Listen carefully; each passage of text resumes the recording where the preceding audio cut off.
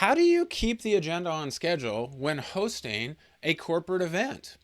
In this video, we're going to be taking a second look behind the scenes. This is the second in a three-part series where we're looking behind the scenes of a recent corporate event I did for C2P Enterprises in Clearwater, Florida. And in this video, we're going to be showing you some of the tips and tricks that I use to keep the agenda on schedule, to keep with time, make sure that we end on time, and that we get through the content as well as the conversations that we want to have during our corporate event.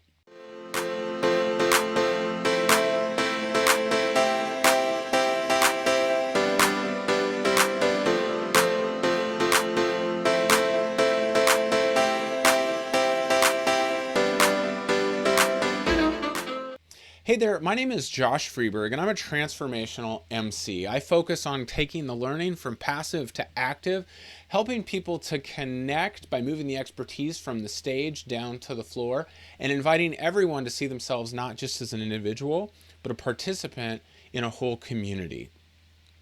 We do that through the exchange process. I'm a certified exchange guide. And in this channel, we take the time to help you get better at emceeing your events. If this is interesting content to you, hey, would you do me a favor and subscribe to the channel, watch some more videos, and engage by maybe making a comment or asking a question. Would love to connect with you.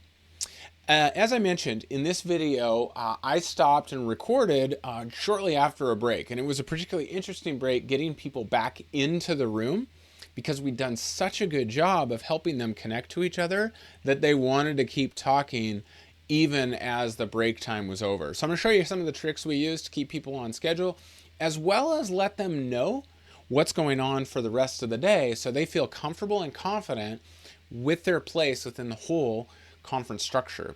The other thing to listen for in this short video is what we're doing to give our participants autonomy and freedom of choice within the conference to participate in it in a way that will serve them.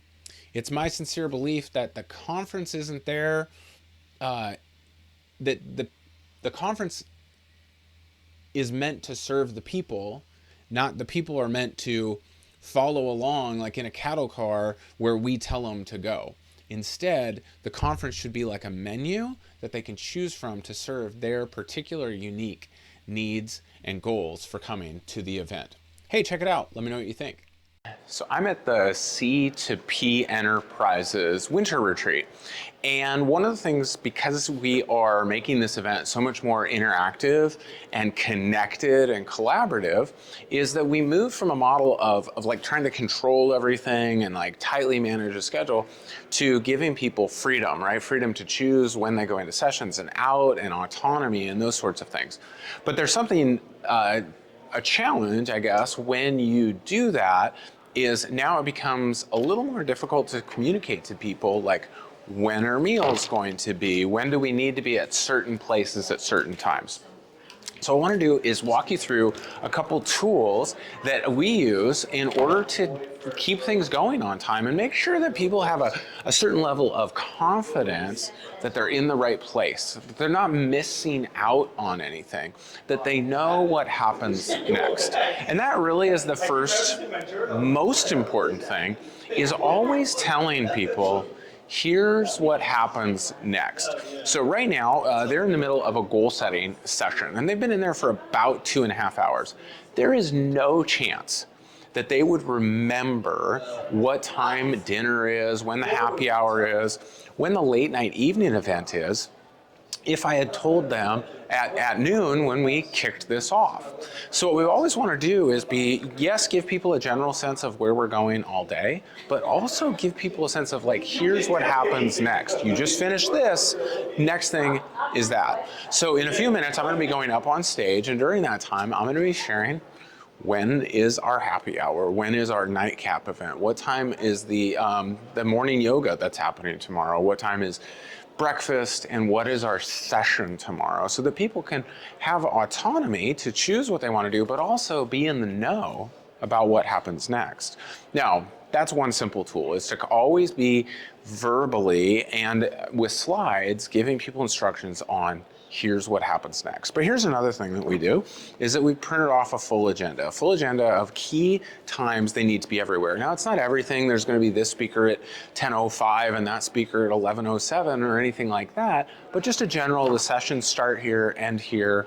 That actually is also another really important, helpful tool, is to just give broad agendas, because if you give tight agendas, people, particularly high analyticals, get real nervous when they're like, hey, we're behind schedule, we're ahead of schedule, when we aren't hitting specific time markers. So go ahead and leave general agenda items. And then here's the third one, particularly if you've got breaks in your room, is you gotta have the Bing Bongers. Now, they're technically called the Glockenspiel, but I like to call them Bing Bongers, and this helps a lot when people are out in the hallway, getting their coffee, the hustle and bustle, is to do two things. Have one person go around ringing these bells. It lets people know, sort of like flickering the lights at a theater show, hey, it's time to go back into the session. The other thing I like to do is have kind of somebody with a real Carnival Barker personality, it's usually me, walk around and just invite people back into the room. Hey, I think we're gonna get started now. I heard we're gonna be getting going in a few minutes. Hey, I'd like to invite you to come back into our session. Always with that language of like invitation, because when people choose it, they're not feeling forced, they're not feeling like they're being told what to do by their mom or their teacher, but instead they're being invited to an opportunity that they get to pick and that they get to be a part of. These are a couple key ways to, one, help people feel confident, comfortable that they're part of the whole program, but also that they know what's going on in the schedule, they're not missing anything, and give them full freedom to be invited into participation, and not just cattle cart around from here to there.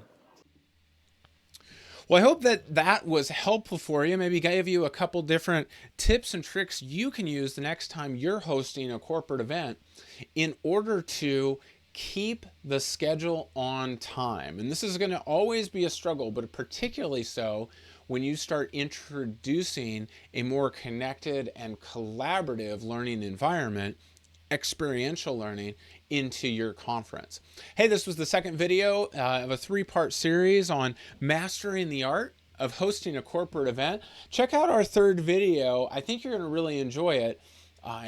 And remember, these tips and tricks are meant to help you elevate your event.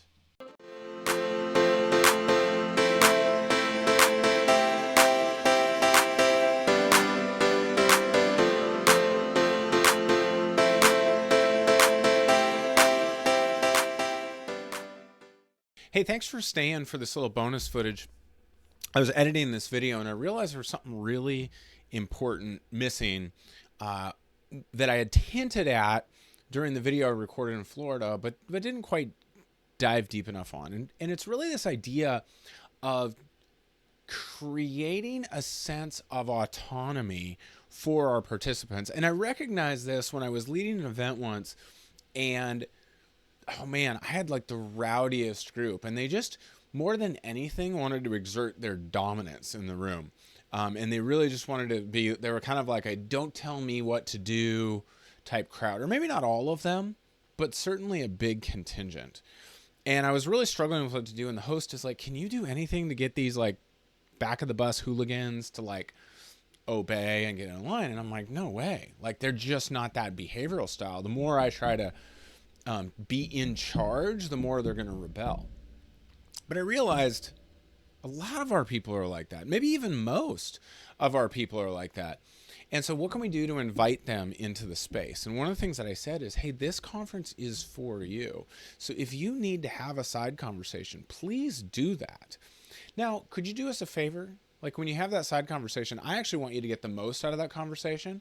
So one thing you could do actually is step out into the hall. Because if you have the conversation here, you're going to be trying to whisper. You're not going to be able to hear the next, the other person. You're not going to be able to emote the way you'd like to. You're not going to be able to have the full experience. So step out in the hall, have that conversation, then you're able to have it fully. And by the way, there are people who want to really be engaged in the session and what's being shared from the stage. So the great thing is you're going to be giving a gift to them so that they can engage in that fully. And by the way, an hour later, when you want to engage in the session, they're going to leave the room to have their side conversation and won't be bothering or interrupting you. So this is a great way that we can treat each other and that we can have the full experience we came here to have. It's absolutely amazing what happens when you shift from telling people what to do, controlling, and instead inviting them. The crazy thing is they will frequently take your invitation, if not most of the time, take your invitation. And when they feel like they got to choose to receive the invitation or to accept the invitation, guess what? They show up very differently than when they were hostages that were ordered to be in the room. This is a great way. It will absolutely transform your events when you can get to this place of invitation rather than control and dictating to your participants. Hey, thanks for staying a little extra.